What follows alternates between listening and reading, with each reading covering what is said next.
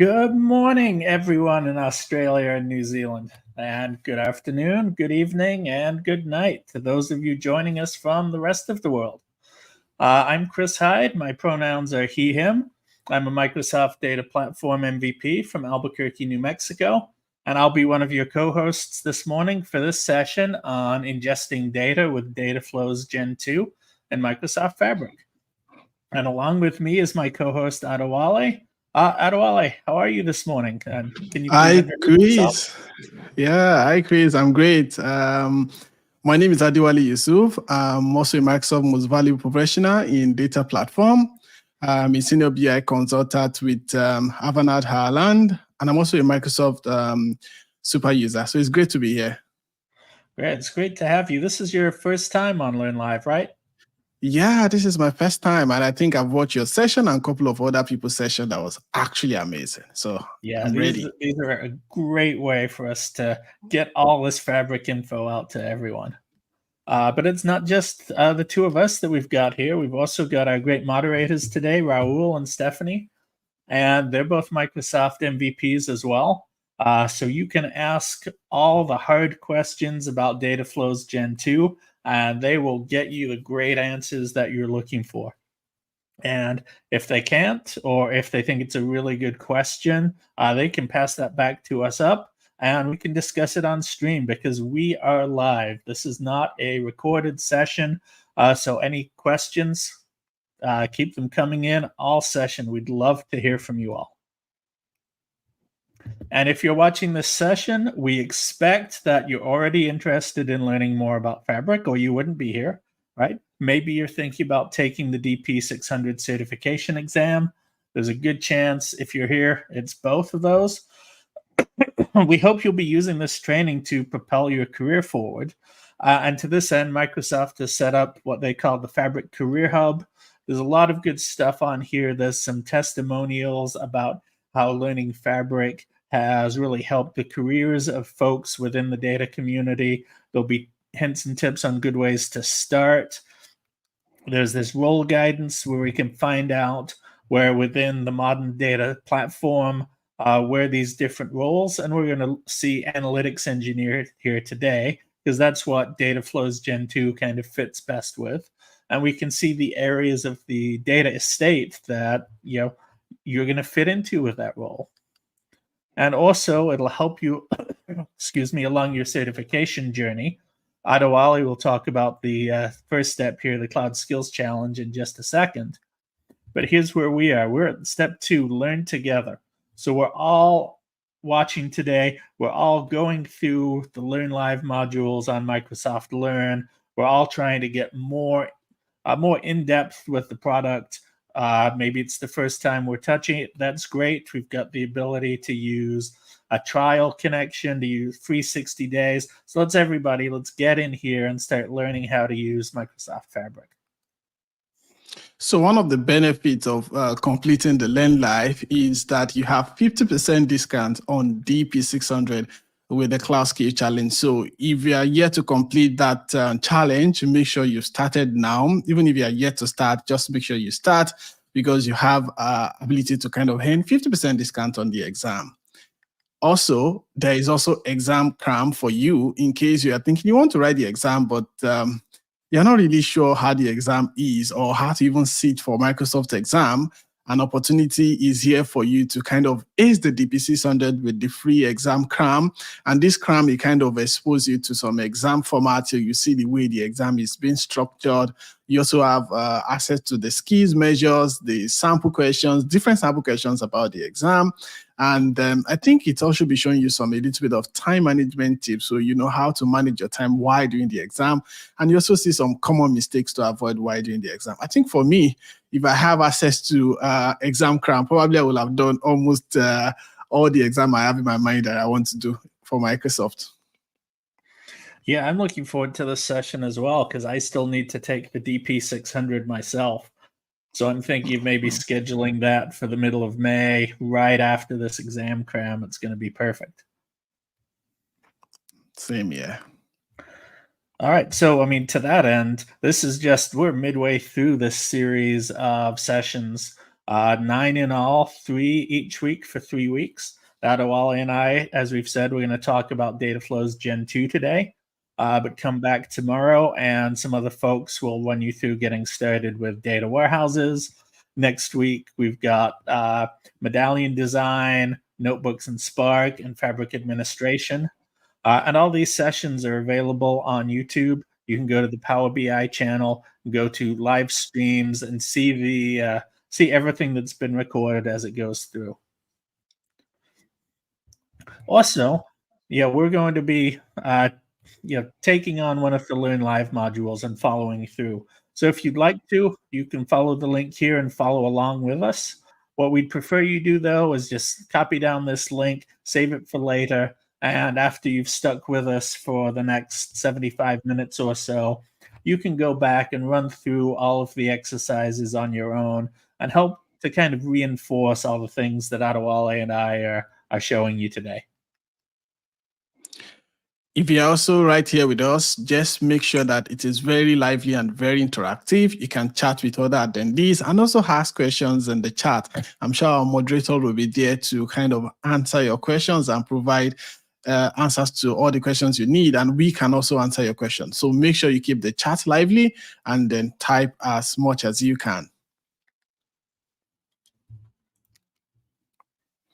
We're also talking about the learning objectives that we have for today. So we're going to describe the Dataflow Gen2 capability in Microsoft Fabric. We also create data flow solutions to ingest and transform data. And we also talk about include the data flow in a pipeline. So Adewale, which of these 3 are you most looking forward to today? I think I'm actually looking forward mostly to number 2, right? Because we want to look at how we can actually create solutions to ingest and transform the data, and how we can bring data from different sources directly into Microsoft Fabric. All right, no, that's a great answer. But before we get into the module itself, I want to provide a little context about where Dataflows Gen2 can really help us out in Microsoft Fabric. Let's talk about where it sits there. Because historically in the data platform world, we've often had a little bit of a divide between the data engineering or the back end side of the house and the data analysis or the front end side of the house. So as an example, we have Catherine, our data engineer, and she's been responsible for Azure Data Factory, ingestion and transformation. She's been doing other types of technical integration work with Azure Synapse. And then we have Rishi here, our data analyst. He just wants to incorporate this data into his Power BI semantic models so that he can write reports and create dashboards. And as a quick aside, I'd like to thank Catherine and Rishi for being good sports and letting us reuse these slides from when they've performed this session before. So thanks to them. It's good to see their smiling faces in this slide deck as well. But so, Rishi's waiting patiently for his data, but it needs to go through the full formal requirements process required by IT. We've seen that a lot, right? Yeah. So, Catherine can't really start on getting the data over to him until that process kicks in. So what makes this worse, too, is that Rishi's been doing Power BI for ages. He already knows plenty of Power Query, so he could do a lot of the transformations himself if only there was a good place for them to be able to work together. Well, it turns out Fabric really is that place. That's where Fabric comes into the picture. So these functions of data engineer and data analyst, they're brought much closer together because this is now a software as a service product. We're not trying to bolt different platforms together. Everything's in one place, and those different experiences, they're all within the same platform. And really, Dataflows Gen2 are a good example of how these different types of users can all work in the same place. Because Catherine can still build out her complicated orchestration to move data into the lakehouse and to move it through the bronze, silver, and gold layers. And Rishi can use that same data flow to ingest and transform some ad hoc data, maybe Excel files, something that he's got from one of his customers, and he can bring that data into the lakehouse as well without it going through the rigorous, laborious IT process. He can even analyze it, right in flight of the data flows. And so this diagram here, this is the foundations of Fabric, but this helps to illustrate how OneLake, that's the data lake object behind all of Fabric, that really centers and underpins everything. So we can use the data factory experience to bring data into OneLake, and then it's available in our lakehouse to use in Synapse data engineering notebooks. Or we could bring it into a data warehouse, bring it into our Custo database for real-time analytics, or just have it available in Power BI. So we've got all the data in one place, and now you can just look and see how excited Catherine and Rishi are now that they can use the same tool instead of just, they can use the same software as a service platform to both meet their different types of data experiences.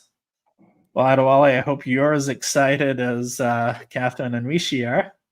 I think I can see how excited you are. Very happy there, because it's kind of amazing to have everything at the same place. And I think it also makes it easier for everyone to work together in the same place with Microsoft Fabric, right? Now, another thing that we also need to talk about is when it comes to data flow, right? What people usually do is you use Dataflow to connect to different data sources wherever the data is sitting. Let's say, for example, you have a data in CSV, you have a data in Excel, you have a data on Azure, you have a data on SQL. You want to bring all this data together into one place with Dataflow. So you use Dataflow to connect to all those data. Then you put those data inside the lakehouse. Then you create that data set, that data as a data set or probably a semantic model, right? So that is the process of data flow. In our scenario, you need to develop a data model that can standardize the data and provide access to business. Now, when we talk about data flow, we are basically talking about extraction, transformation, and load, right? Because it's similar to this tool that you know that you already have. And these tools that we are talking about is Excel. If you have used Excel before, probably Excel 2013, Power BI, I'm sure you'll be familiar with a tool called Power Query, right? Power Query came into existence in Excel I think in 2013, right? Then in 2016, it's generally available. Then it has been in Power BI since 2015. So this is similar to the Power Query interface. So Dataflow is like Power Query online, and is a tool that will allow you to do ETL, which is extract, transform, and load. Now, one of the things I like about Dataflow is the seamless way of transformation. So the seamless way of transforming your data. Imagine writing a lot of code because you want to transform a data set, but we just click, and click. I've already created a lot of steps and cleaned a lot of data without stress, right? And then it has a lot of new unique features and experiences that is coming now, like incremental refresh, attribute destination, and they all provided a seamless and well-integrated service. Yep. All right. So we're going to have Adewale demo all of this to you all coming up shortly. We just wanted to, you can see how much is on the screen right here. There is a lot. So we wanted to just run through this with you all quickly to kind of help center you before we dive in. So we're going to start out with the top. We've got the Power Query ribbon, and this is similar to ribbons you might be using in Excel. We've got our Get Data support here on the left. So we're going to get data. We're going to be able to use a variety of connectors. Obviously, cloud databases like Azure SQL DB, on-premises relational databases like SQL Server, Excel or flat files, CSVs like we'd expect, SharePoint, Salesforce, Spark, other Fabric lakehouses. Yeah, we can pull from all of those in Power Query here. And then we can do a number of data transformations here within our data flows. So we're seeing some of them up on the screen. We can filter the rows. We've got keep and remove. We've got a sort button. We've got some transformations there, splits and conditional splits. You're replacing values, removing duplicates. That's all under the transform. We can use the combine piece to combine our data sets together. We've got a lot of features like ranking percentage calculators, top 10, bottom 10, and all the transformations that we're used to doing in Power Query, like adding columns, taking them away, renaming them, changing the order around. All that is available for us in Dataflows Gen2. Now here's our query pane. So this shows us the different data sources, which are now called queries. So we can rename, duplicate, reference those here as well. Here's the diagram view. I already know this is Adewale's favorite bit from the run-throughs we've been doing. So Adewale, what do you like about the diagram view here? Yeah, I think it just make things more clearer and more visible to me, right? Even though we have the steps to the right, probably to the right, which is the query setting, I think the diagram kind of make it easier, most especially when you have some joins or probably some merge. So it shows you how each of those tables are connected, and you see all these icons, very lovely. And I think I love the diagram view. Yeah, and it shows we've got 3 steps in the first query, 9 steps in the second. Yeah, lots of good stuff there. All right, so here's our data preview pane. So this is showing us a subset of the data. And, it's kind of our first introduction to the data in that data set. So we can interact with this by dragging, dropping columns around, sorting up and down. Now, as we add some columns in, maybe we want to add a calculated column. Oh, sneak preview. But if we add a calculated column, we can actually preview the results of that. So the transformations that we're doing, we can see live, do they seem to be working, or have we introduced a bug somewhere? And then we've got this query setting panel here. So this is showing us all the steps that are applied in the order. It's showing us down the bottom there that our destination is going to be the lake house. And while this visual interface is very helpful, we'll also see later on that we can actually view this as M code, the language that Power Query is based on. And we can see that M code in the advanced editor. Okay, well, I've been rambling on way too long. I think it's time to hand things over to Adewale. And let's see Dataflows Gen2 in action, please, sir. Yeah, and I think I would love to do that. So Dataflow Gen2, we've been talking about that. So one of the things that we need to know first is, how do you access Dataflow Gen2, or how do you access all these interesting tools that we've been talking about in Fabrics?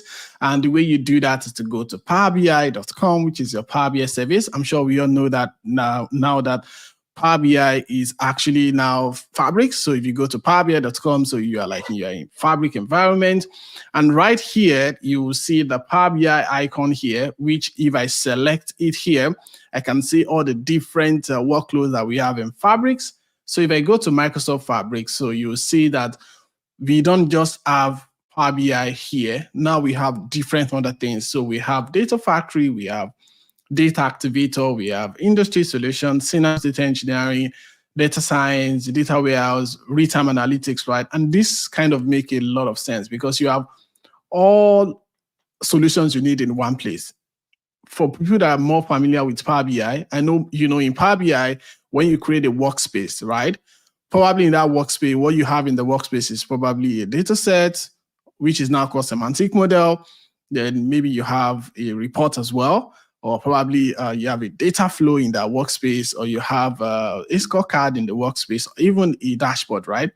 But now, you don't just have those things that I've mentioned. You have a lot more, because right now you can have a notebook in a workspace, you can have a Dataflow Gen2, you can have a data warehouse in the workspace, you can have a lakehouse in the workspace. So, Chris, what do you think about having all of this in one place in Fabric? What do you think? Oh, I think it's fantastic. I mean, yeah, because we've talked, that I'm a data warehouse guy through and through. So I'm glad that we've got that there. But I really like that we have these other experiences that we can kind of combine together to make everything, so much better. I don't have to have just a data warehouse. I can bring in a lake house as well, have the capabilities there, to bring in some files with, with unstructured data and incorporate that into my data estate. Just being able to, stitch all these things together is just super. Yeah, that's amazing. I'm excited too, right? If you have been following all the Learn Live, I'm sure you see all the other amazing things that other speakers have also mentioned as well regarding Microsoft Fabrics. But for today, we'll be focusing on Synapse Data Engineering. That is where we're going to display how Dataflows Gen2 actually really works. So I'm going to select Synapse Data Engineering. That is where we're going to do most of the things that we'll do here. But before we do that, first thing you should know is that we need to create a workspace, right? Which is like a house where all these different tools that we are creating an experience is going to sit on, right? You can't just create it in here, so it has to sit somewhere. So, and that is regarded as a workspace. So we're going to create a workspace where we're going to create all the layouts, the Dataflows Gen2, the pipelines and everything. So that is where they are going to sit on. And creating a workspace is quite simple. It's still the way we used to create it before, even before Fabrics. So if you come here to the left here, you see home, then you see my workspace, which is my personal workspace. So you see the current workspace that I am now is my workspace, but that is not really what I want. I want to create my own workspace. So what I'll do is you go to workspaces. Then on workspaces, you will see all the different workspaces that I've created before. I have Dataflow demo workspace, Dublin Fabric test, Learn Live test sessions. So you see the different workspaces that I've created, and you can actually create your own by coming to new workspace here.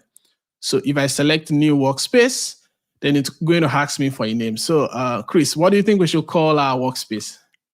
How about my new workspace? Okay. So I'm going to call it my new, okay, let me add Learn Live. My new Learn Live workspace, right? See, that's what you get for putting me on the spot. You know why I put Learn Live? Just, it doesn't look like my workspace. Yeah, that's amazing. So we can add some description if you want, but I'm going to leave that empty for now. I don't really need any descriptions. You can add some domain if you have that available. You can also tweak a pictures or logo for your workspace if you want to. Now, one important thing you should look at before applying this is advanced, right? Because a lot of people usually skip this. I think you should always look at this because here you can have a list of people that have access to this workspace, and license mode is also very important, right? When it comes to deploying a Fabric workspace, right? License mode is very, very important. You have Pro. For me, I'm using Trial right now, and you can see that I have about 53 days left on this trial.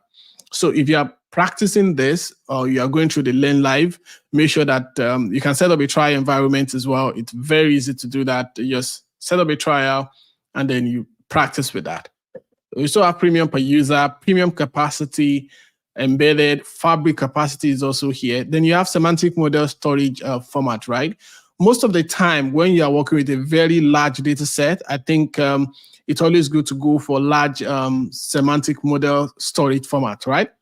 But because this is a demo, I think we are fine with small semantic model storage. But remember, I've used this. I think I've even used this I was setting a workspace up last week. So I have to use the large semantic model because the data is over probably like 20 million or 30 million rows, right? So but for this demo sake, I think we can actually stick with this one, right? So once we are fine with our workspace, then you click on Apply. Now, in just a minute, Chris, our house is ready. Now we can start putting different things in the house. All right. I have a feeling I know what you're going to ask me soon, and I'm ready. Yeah. So because this is the house. The house is actually ready, right? And we need to start putting different things in this workspace, right? Now, remember, I was saying that in Power BI workspace that we have before, you cannot really add much to the workspace. What you can add to the workspace is just a semantic model, your reports, maybe a scorecard, probably a Dataflow. But right now, you can see we have more things to add, right, compared to what we have before. I'm on data engineering experience right now, right? While you are creating your own Learn Live lab, you should know that after you create your workspace, make sure you're on data engineering experience, right? Because if you are somewhere else, you may probably see something different here from what you're going to see, right? So here, I can see folder, data pipeline, Dataflows Gen2, environment. I can see different things that I can create in this workspace. But the first thing I think I need to create is a lakehouse, right? Because that is like a storage. If I'm bringing the data from whatever my data is, maybe I'm bringing the data from SQL, I'm bringing the data from Excel, I'm bringing data from CSV, then there needs to be a storage, right? I need to store it somewhere. So which is the lakehouse. So Chris, what do you think about lakehouse and the experience of having lakehouse in Fabric? So I think it's just fantastic. Because for so long, like I said, I've been in the warehouse world, and there's always been some things that, oh, maybe we could do this a little bit differently if we had better access to file storage, things like that. Let alone to say nothing of like the shortcut feature that's in Lakehouse now. So yeah, it's just a fantastic tool to have in our toolbox. And I think the shortcut features is like the number one for me, right? Because you can easily do a shortcut from a different workspace into a workspace. So that helps you maintain one source of truth. So you don't have to create a data set here, create a data set here. If I need a people data, for example, I need a people data. So I don't need to kind of get a people data from the HR or people department. What I just need to do is to create a shortcut of their data in my own workspace. Right, and that's the whole thing about Fabric, right? It's just one copy of your data in one lake, so you're not moving data around all the time. Yeah, I know so much of my job over the last 15 years has been just ETL of one sort or another. I mean, let's not do as much of that if we don't need to. Let's spend our time analyzing our data and getting real information out of it rather than just moving it around. Yeah, I think that's amazing. So let's go ahead and create the storage that we've been talking about, right? And how do you do that? So if you go to new here, you see all the tools that you have access to, like I said, but what we want to create is a lakehouse, which is what you can see here. So when I over my mouse on it, you see what all these things can do. Lakehouse store big data for cleaning, querying, reporting, and sharing, right? So I'm going to click on that, Lakehouse. And what should I call this lakehouse? How about Learn Live loves a lakehouse? Okay. Let's get as many L's in there as we possibly can. Okay, Learn Live loves a lakehouse, right? Excellent. Okay, Learn Live loves a lakehouse. I think that's a quite good name, actually, because we love a lakehouse. If you like a lakehouse, I think you can put a comment in the chat as well to see if you really love a lakehouse. Because for me and Chris, I think lakehouse is actually amazing. Now I'm going to click on create. And let's see. So by clicking on create in about 30 seconds, or let's say about 1 minute, it's not even up to a minute. I think in about 30 seconds, then I have my lakehouse being created right here. You can see this is our storage. This is our lakehouse. And one thing I like about this lakehouse is it comes with files, which is a folder where you can kind of drop different type of files. Let's say CSV, package file, data file, even Excel file, and some other interesting files. You can drop them right there into files. And you also have table, right? Where you can actually bring in a table from your Dataflow or even from your pipelines. You can have a table here, or you can even load a table directly from your files, right? Now, another thing you should also know is that when you create a lakehouse in Microsoft Fabrics, you also come with SQL endpoint, right? You can see SQL Analytic endpoint. So what this means is that you are not just interacting with your data set right there inside a folder or in a table. You can also use SQL to query this data and table to see how this table actually look like. So you can use SQL Analytic endpoint. So whatever you create a lakehouse, just know it comes with a SQL Analytic endpoint and also a default semantic model, right? Come with a default semantic model. So can I do different things here? You can see from inside my lakehouse, I can upload a file. I can start a new Dataflow Gen2. I can start a new pipeline. I can open a notebook. I can even start a new shortcut, right? But that's not what I want to do now. Let me head back to my workspace and show you how this looks like in a workspace. Remember, this is our workspace right here. We call it my new Learn Live workspace. And we created a lakehouse, right? And this is the lakehouse. Now, remember, we said lakehouse comes with a semantic model and also a SQL analytic endpoint, right? These are the things that the lakehouse come with. So when you create a lakehouse, just know these tools will come as a default. Now that we have a lakehouse, we know where the data is sitting. I think the next thing for us to do is to bring in the data, right, into this lakehouse. So what's the next line of action? You come back to new. You can either start from inside this lakehouse, or you can also start from your workspace. So from my workspace, if I go to new again, now before you go to new, make sure you are on data engineering experience, right? Because remember, we are building data engineering experience. So if I come to new, and then I have Dataflow Gen2 here, Dataflow Gen2. So I'm going to click that. And it's getting my Dataflow Gen2 ready. All right, so while it's pulling that up, let's take a question that's Kive that I think is a pretty good one. Jimmy's asking that notebooks also can be called from pipelines and scheduled, just like Dataflows Gen2 can. And he says, is this where Power Query makes Dataflows Gen2 stand out? So I want to see what you have to say, and I've got some thoughts too. Okay, let's hear your thoughts, Chris. Okay, well, so really, I think one of the great things about Fabric is there's more than one way to do it, right? Yeah. So the data engineer, they can use their Spark notebooks, and they can have like a full code experience to do the data ingestion.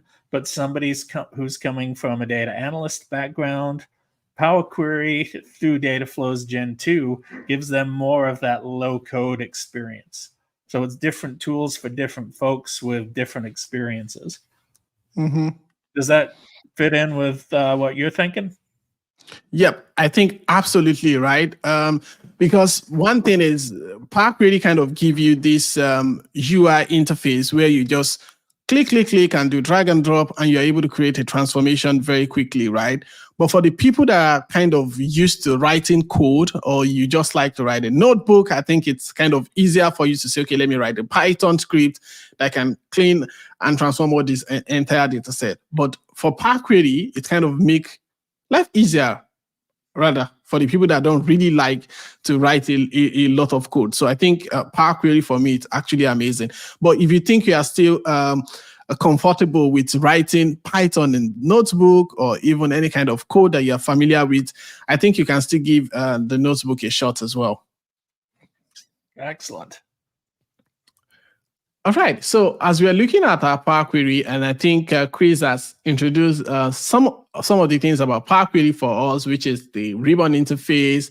And this is the interface of Power Query. You can see the Power Query online here. This is our data flow. So one thing I also like about the Power Query online, what makes it different from the one we have in Power BI Desktop or Power BI Excel, is the rate at which this is being updated, right? Another example I can show you is this Copilot. Now, look at this Copilot here. Imagine that you don't really even know how to do some transformations. Copilot can help you with this transformation.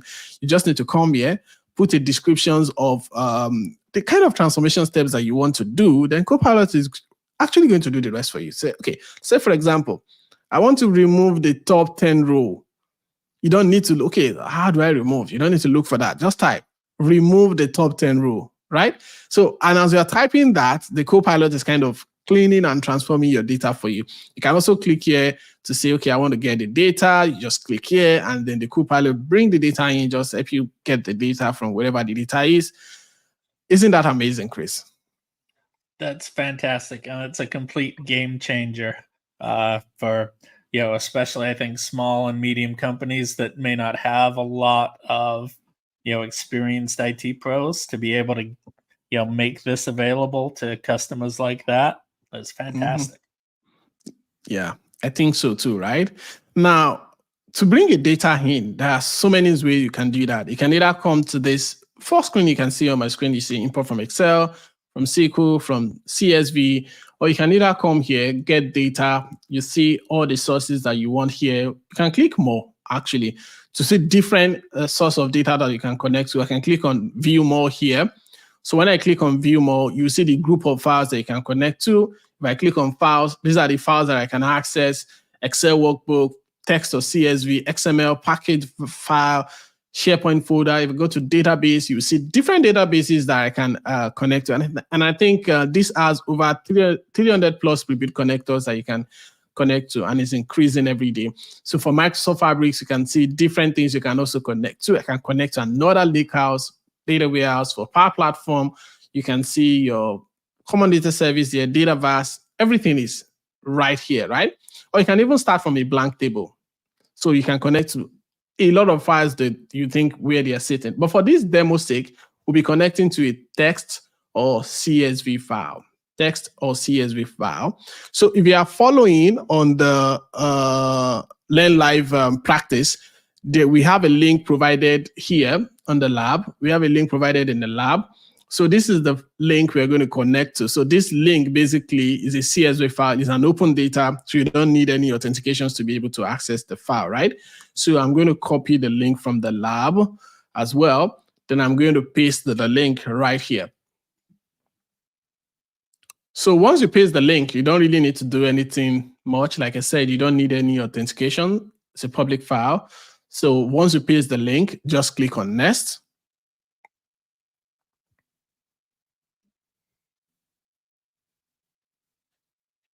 All right. And right here, you can see the view, right? This is just the table. So you can see the view of the file that you want to connect to. This is a comma delimited file. And you have the data type detection here. So for me, I think, best practice, I don't actually like Power Query to detect my data type for me. Sometimes, usually they detect the data type wrong, or maybe because it's based on first 200, it may not really do it right. And if you do an entire data set, sometimes data is very large. It takes a little bit of time. So what do you think, Chris, about this one? Oh, I really haven't put on the spot here. Yeah, I know I've run into situations where, there's always bad data later on than the first 200. So yeah, sometimes you really have to look at the whole data set. Sometimes it pays to, just open up that Excel first and do some data exploration yourself. Yeah, and I think you're very, very correct there. So for me to be on the safer side, what I usually do is to say, do not detect a data type. I want to kind of detect this data type myself to kind of inspect it and see how this is. But for the sake of this demo, we're going to leave it at based on first 200 row. So we assume that the data is fine. So we are not really doing much of transformation. So the first one is O number, and I think this is date. So we are fine with this. Then I'm going to click on create.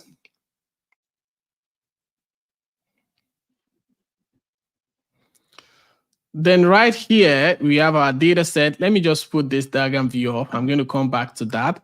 Now, we have our data right here in Power Query. As Chris explained earlier, we have queries, which is where you're going to see the table name. This is the table that we just brought in. This table is called Others. Then to the right here, we have our query settings. So query settings is all the steps that have been applied into this query. Right here, you can see source. You can see Power Query promoted the header for us and also did some change type for us automatically. We didn't do these two steps actually, but we did this one, but these tools are done automatically. So here you have your ribbon interface where you can do a lot of transformation, but wherever you're using Power Query, you probably be in transform and add column most of the time, because these two tabs are the tabs that give you access to all the transformation tools that you need to be able to transform your file, basically. I also, if you go to view as well, I think diagram view is kind of amazing. We've talked about it earlier. So diagram view kind of make things easier for you. You can see that this is the source file. This is the next step, which is promoted data, the chain type. And this file is not connected to, there's no destination yet to this data set. So you can't see there's a destination here. Once we had a destination to this file, then you're going to see where this is going to be saved, right? But before we do all that, one thing I want us to try first is let's do a little bit of transformation. Let's assume I want to extract month from this order date. I want to have a month number separately from this order date, right? There are so many ways you can do that. That's one thing you should note as well in Power Query. When you're trying to perform any transformation, there will be practically so many ways you can actually do that. But I think for this particular exercise that I want to do, there is like maybe 4 or 5 ways. So I'm going to stick with 3. 3 major ways of doing this, right? So I'm going to stick with 3. So let's say, for example, I want to pull out month number from this order date. I can either go to add column here. Now on my add column, I can see something called date here because this has been converted to date already, right? So if I go to date and I come to month, I can see different things I can extract. I can extract month, I can extract start of month, end of month, days in month, names of month, right? But I'm going to start with month. I just want to extract month, right? Now, once I do that, you see that it has extracted the month number for me. And this is the month number. So if you look at the formula bar, you will see it actually creates a formula for me. And this is the formula, date.month order date. So you just extract the month from the date.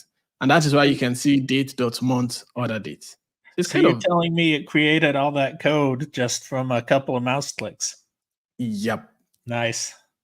And that's the same thing we are saying, right? Some people prefer to do click, click, click rather than writing the code. Yeah. Like for me, I think I'm a bit lazy. I don't know. I prefer to click than to write. Okay. So we can have the month this way, or we can have it in another way as well. So let me delete this step. You can either delete this step from your diagram view, or you can go to the query setting. But I think I'm used to the diagram view now, so I can right click on this and say delete this step. Okay, so another way you can actually do this is to come to custom column from example. Look at this, column from example. This is another AI tool in Power Query that helps you do things a little bit faster and help your transformation more faster. So if I come to column from example, I can see from selection, and then I'm going to select order date instead, order date from selection. Then I'm going to come here and type what I want to extract, which is 6. Immediately I type 6, you can see give me different options to say, okay, month from order date, time, different things, right? But the one I really want is the order date itself, right? So I can just click on that. And once I click on that, it's going to extract all the months. So let me click OK. Immediately I click OK, you can see it still creates the same code for us, which is date.month, right? And just for me to explain the other code, this is just table.add column. It changed the type for me. And then it gives the column a name called month. And it's write a formula that extract the month, right? And this is the data type, integer 64.type. Now, another way you can also do this is to follow the way it's been done in the lab on your Learn Live, which is by writing a custom column. So we can write a custom column by go here, and I'm going to call this month number, right? Then I'll type date.month. You can see it's the same formula like we've seen in the formula bar. Date.month of the order date. I can double click this order date here. You can see what I did. I just open my bracket and I double click order date, and then I have this here. So the data type of this column I'm just creating, I need to select it from here. I think I can pick O number right here, O number. Then I'll click OK. Okay, so look at this. You can see it's still the same formula that it's created for me, right? Just at the one I did earlier. So those are the different ways you can do things in Power Query, right? And if you go to view here, another thing you can also look at is the advanced editor, right? If I click on advanced editor, look at this code and all the transformations that I've been doing, right? So will you prefer I write this from scratch, Chris, or you prefer I should just click? If you can write that from scratch, I am very, very impressed with your mastery of the M language. Now, another thing is, are you sure I'm not going to do a mistake somewhere? Probably I'm going to miss a comma, I'm going to miss a quote somewhere. Then I will start troubleshooting to say, okay, why am I missing a quote? Well, I think I'm supposed to put a dot here. I think I'm supposed to put a comma here, right? But to just make it easier, when you just click in and the system is writing the code for you, right?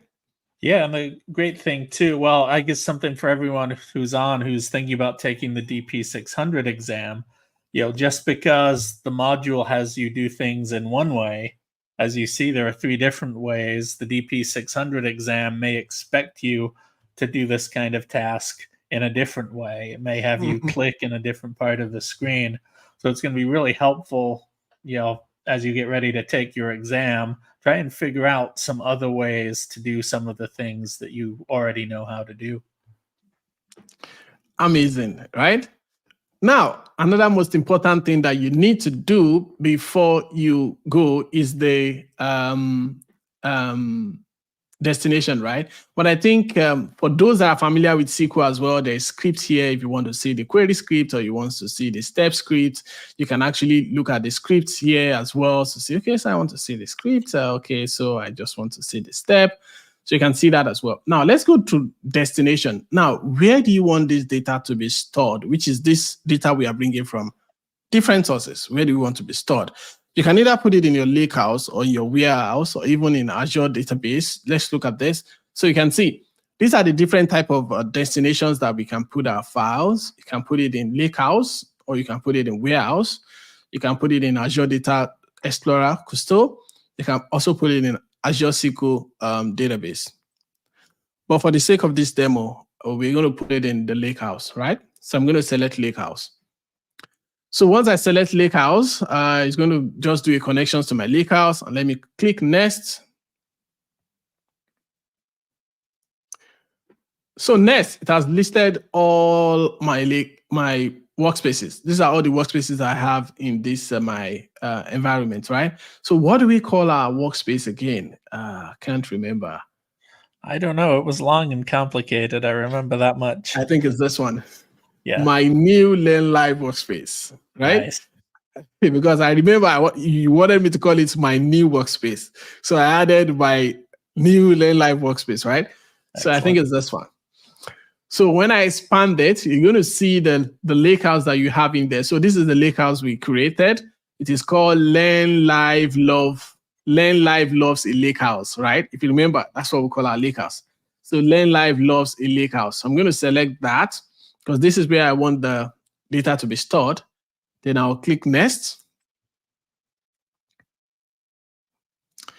Now, it's going to show me the different data type or source type where I want this data to be stored. Another thing is, I don't think I like this use automatic setting. I prefer to kind of look at the setting myself because this setting, this update period right now is showing me that it's showing replace. But most of the time, what we want is append, right? Because when you have new data set, you want to append a new data set onto the data. So I'm going to pick append, right? Append is what I'm going to pick. Then once I'm done, then I'll come here and click on Save Settings. Okay, so we have a destination now. So if you look at our diagram view right here, you can see that there is now a destination. There is now a destination. When you hover your mouse on it, you see the workspace name right here, workspace, my new Learn Live workspace. Then you also have a lakehouse, which is called Learn Live Lakehouse. Then it's going to be stored in a table. And the name of the table is Others. and the update method is append. So it's going to be appending the data set as it's coming, right? So, and I think that is it. So I'm going to load this data into a lakehouse, right? Or do you have anything to add, Chris, before I load this data into a lakehouse? No, go ahead. Let's see it. Okay, so to do that, I'm just going to click on publish. Let's click publish.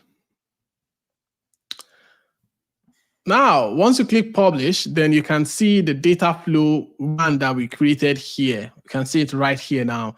So this is now the Dataflow one, and it will be inside our lakehouse. We're going to check that in a moment. But before that, I think we should rename this Dataflow one. We should not just call it Dataflow one, because most of the time, right, especially when you're using the Dataflow one in your data pipeline, if you don't rename it, sometimes you kind of mix it up to say, okay, so which one is Dataflow one? Which one is Dataflow one? Is it the one in the pipeline or the one in the lakehouse? So that is why it always makes a lot of sense to kind of rename your Dataflow. So to do that, you're just probably going to click on this ellipse button and click on properties. But because my Dataflow is still refreshing, and I think I can come back to refresh that, to rename that once the refresh is done. Okay, so we started with a blank workspace, but now we have a Dataflows Gen2, we have a lakehouse, we have a semantic model, and we also have a SQL analytic endpoint. Isn't that amazing? Excellent, good stuff. Yep. So let's add one more. Okay, I think my refresh is done, so I can come back here now and do properties. And then I should call this Dataflow is powerful, something like that. Nice. Is powerful, right? Dataflow is powerful. I can add this description if I like. I'm going to click save. And then it's going to save this. No, okay, so I have Dataflow is powerful. Now, the next thing I want to show you in the demo is how pipeline works in Microsoft Fabrics as well. So we're going to add this Dataflow into a pipeline so you see how pipeline works and how you can actually run a pipeline. So I can come here again and click on File. Then from File, if you look at these different activities we have here, you have data pipeline, Dataflows Gen2, environment, lakehouse. So the one we really need to create now is data pipeline. So I'm going to select that, and I'm going to call this Learn Live Pipeline. I see you've stopped asking me to name things now. I don't want to put you on the spot again, Chris. So let's do Learn Live Pipeline. So I'm going to click Create. Okay. I think that's also going to take about 10 or 30 seconds, and then it's going to create a pipeline for us. All right. So while that's pulling up, this is probably a good place to ask a question that Jimmy asked earlier in the chat. Kind of wants to know what's the difference between a pipeline and the Dataflows Gen2. Okay, so Dataflows Gen2 is like an ETL tool, which is basically a transformation tool that helps you extract, transform, and clean your data. That is what a Dataflow is. Why a pipeline is just a set of, okay, I'm going to put it now, is a way of organizing and setting a control, or let me say a trigger over your particular set of data, right? You know, for Dataflows Gen2, you're just extracting and then you're transforming. But in your pipeline, you can set an instance, you can organize your data set to say, okay, so I want this before this, and then after this, right? So you're setting up a pipeline to say, okay, get the data from this source. After you get it, push it to this place. After you push it, send an email if there is a failure on the pipeline, or post a message into Teams, right? So I think it's just a little bit different. I don't know if you want to add to that, Chris. No, I think I get what you're saying. Like, yeah, we're defining the transformations in the Dataflows Gen2, but we can do the orchestration, you know, in the pipeline. So they kind of build together, right? Like they're both parts of this data factory experience. Definitely. So, yes, they are. So right here, this is the interface of data pipeline. Here you can see you have validate, you have run, you have schedule. You can schedule your pipeline. You can view your run history. You can look at the copy data. You can use copy to bring in data into your lakehouse. Data flow, notebook. You can even do some lookup, right? So this is your data pipeline. So I'm going to start with pipeline activities. So once I click that, you will see the different activities you can start with on your pipeline. You can copy data. You can start with the data flow. You can delete the data. You can do a lookup. You can even do an if conditions, right? Say if statement. You can do a switch statement. You can do filter, wait for each. You can invoke pipeline, Azure Databricks. So you have a lot of things that you can actually work with here. But the one we really need is the data flow, which is what I'm going to select right now, right? You can see data flow. So let's add a little bit of our data flow to this one. So what we do is you come to settings here. So let me bring this up a little bit so we can see it. So general here, this is the name of the data flow one. So we can also rename this as well. Now, if you come to settings, you see workspace here, and you see the data flow. So we're going to connect the data flow that we've created before with this our pipeline, right? So I'm going to create this and select our data flow name. Look at the name. Data flow is powerful. Right. So once I do that, I now have the data flow in here now. So I'm going to save this. I'm going to save this. And I'm going to run this. Let me just run this. Let's see if this runs successfully.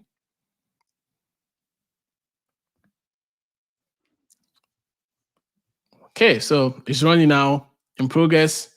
Let's see if this runs successfully. And it has, the duration is about 8 seconds. So you see how it's actually run. I think the duration is now 12 seconds. So you see how that runs. Let's see.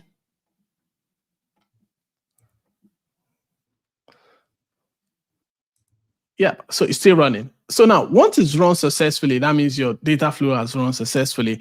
Another options you can add in your data flow is you can continue building more steps in your data flow. So you can't just, sometimes you don't want to stop here. Maybe you want to add an activities. So if you click here, you will see add an activities here. Add an activities. And when I click on it, there are different activities I can add to this. I can say get a metadata. I think this actually makes a lot of sense, right? I can say I want to get a metadata. I can add Teams to this, right? Can you say notifications? I can either say, okay, so post a message in Teams, maybe a pipeline runs fails, or your pipeline is successful, then you should probably post a message. Or I can do even Office 365. If I select that, so you see that there is now a line that's being created to say, okay, so what should happen? So maybe once this runs successfully, so you can see this has run successfully. Once this runs successfully, then post a message. Or I can say once it's failed, that is when you should post a message, right? Once it's failed, that is when you should post a message. So I've changed that to failure. So that is when you should post a message. And that's amazing. So if you click here, you can also click a setting, sign into your Office 365 and all that. But I want to go through that now. So let's go to our lakehouse and see the table that we created if we have the table there. So I'm going to go to my workspace. This is my workspace. Select my lakehouse. And in my lakehouse, I have tables, I have files. So I'm going to refresh this just a bit. And here, you can see the table called others, right? So once I click on it, we'll see the preview of the file. Excellent. Let's see that data. Now, look at that. Look at that. So this is the data we brought in. This is the data we brought in. If we are connecting to other sources, for example, let's say we have another type of data that is different from this, we can also bring that in and also see all of them right in here, right? Right in here. So what do you think about the demo, Chris? I like it. It looks like it's kind of small on my screen, but it looks like I'm seeing the new column we added there at the end. Yeah. I think that's, we're seeing everything start to finish. Yeah, good stuff. Do you have anything Okay. else you'd like to show us, or is it time for my favorite part? Yeah, I think let's go to your favorite part, or if there's any other questions from the chat as well, we can look at that. So this is where I'm going to stop the demo. Excellent. And then let's go back to our slide. Excellent. So it's my favorite time is where we get to see whether you all have been paying attention. This is the knowledge check. So there's going to be a little link pasted in the chat here in just a second. And you will be able to go and put answers to here's the first question. So let's read through it. So which one of the following things is the most appropriate use case for a Dataflow Gen2? Is it option A, ingest and transform data with a graphical interface or encode? Is it B, visualize the data in order to obtain insights and spot trends over time?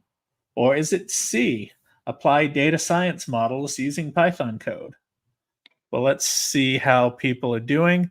We've only got a handful of votes so far. Let's get some more votes in.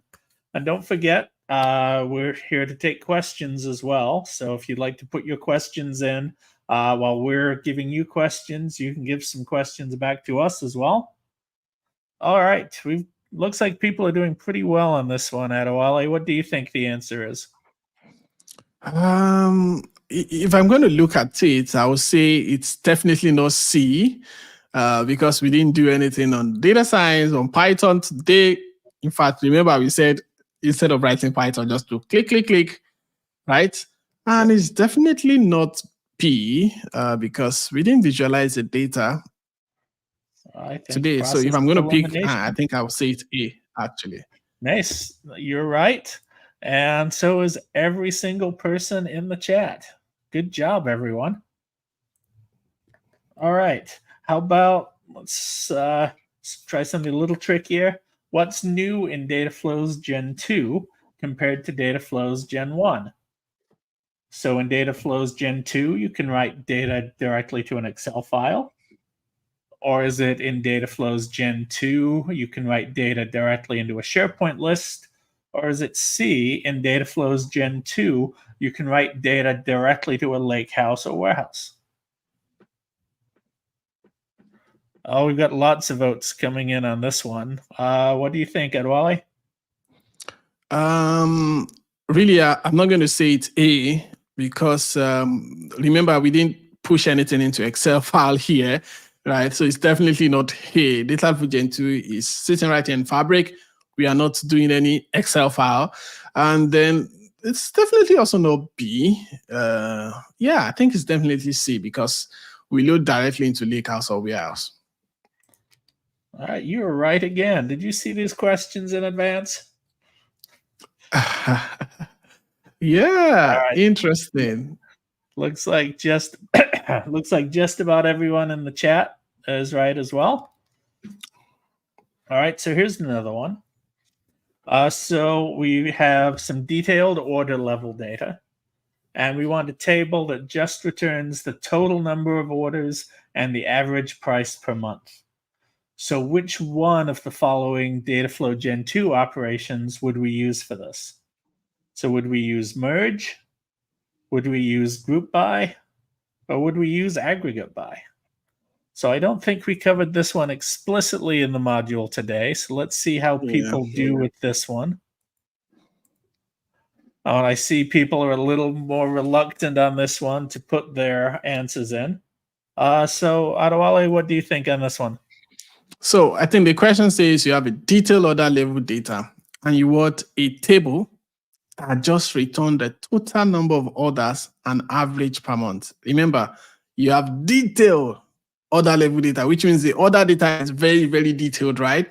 But you don't need everything. You only need a table that return average price per month and the total number of orders. So it's definitely no merge, because you're not merging any table here. You have only one table. You just need minimal information.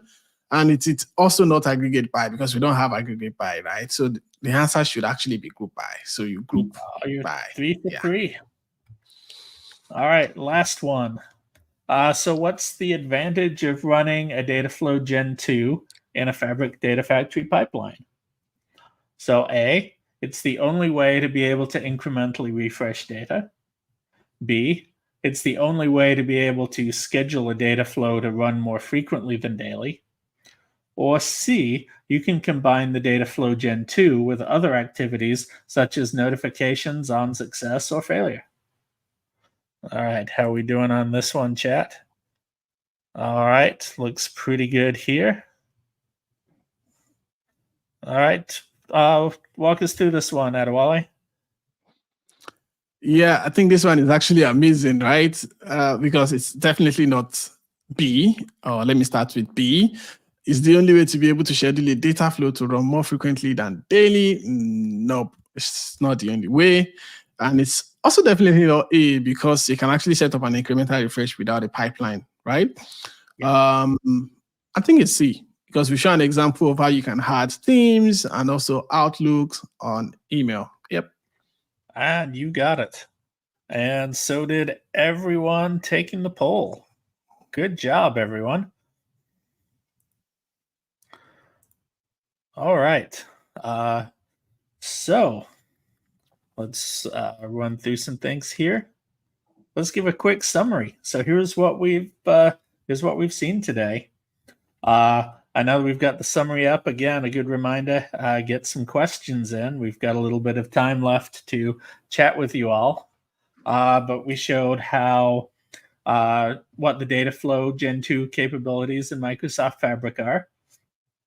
Yeah, we demoed creating a solution to ingest and transform that data, and then Adewale put that data flow into a pipeline, showed how to add extra things to the end of the pipeline. So that's what we've covered in the module. Yeah, we'd love for you to all follow along with this on your own. Here, take this link, run through everything. You should be able to kind of build on the knowledge that we've helped you learn this evening. That should be a good way to reinforce that. All right, let's see what's coming in. Okay, everyone is. Let's see. There was a good question from Pramod earlier I wanted to get to, I think. So here's a good one. So Adewale, is it possible to achieve everything with Power Query versus what you could do in, say, a Spark notebook? So I would say no, actually. I want to be skeptical this time, because sometimes when you have a very, very big data, you may not be able to do everything in Power Query, right? So it's definitely in between. Actually, sometimes it's not everything that you achieve in Power Query. Yep. Yeah, I would say this is probably one of those things that fits the 80-20 or 90-10 rule, right? You can do 80% of the transforms you can do fine in Power Query.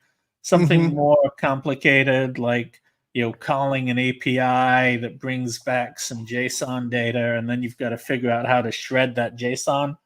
Well, Power Query may not be the best place for that. That may be something you have to to write in your Spark notebook. Have you seen any questions you want to take a stab at?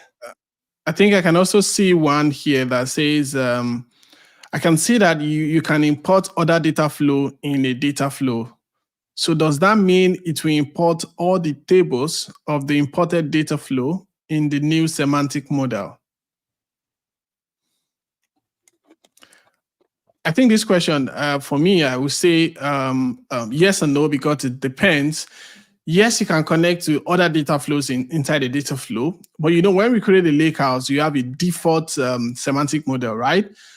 Inside the lakehouse. So if you load all those tables into the lakehouse and you want to use the default semantic model, then you will see all those tables in the semantic model. But you can also create your own semantic model where you will not include all the tables. If you don't need all the tables, right, you can do a new semantic model and you select the tables that you need, probably for your own report inside your own semantic model. That's what I think. What do you think, Chris? You said that perfectly. I have nothing to add.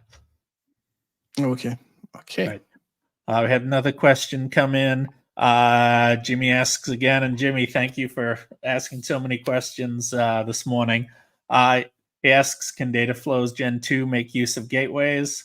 And Steph chimed in right away to say yes, that you certainly can.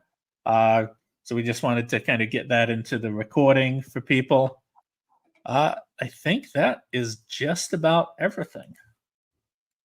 So let's go back to the slide. Yeah, and here we go. I want everybody to tune back in tomorrow for getting started with data warehouses. This is one of my favorite pieces of fabric. So yeah, keep on going through the session. We're over halfway through now, and when you finish them all, you should be in really good shape, getting ready for that exam cram on I believe the 9th, was it? The exam cram, and you'll be ready to take your DP 600 exam. And don't forget to go to the Cloud Skills Challenge page, sign up, run through all the modules there, and you can get a discount on taking that DP 600 exam. And last thing, don't forget, you can try this stuff out on your own. You have the ability to preview Fabric using a 60-day trial. We want to get as many folks out there as possible using Fabric. So I'm sure there'll be a link posted in the chat to this, but everybody can get started. It doesn't cost too much. What do you think about that? Yep, and I think it's actually amazing.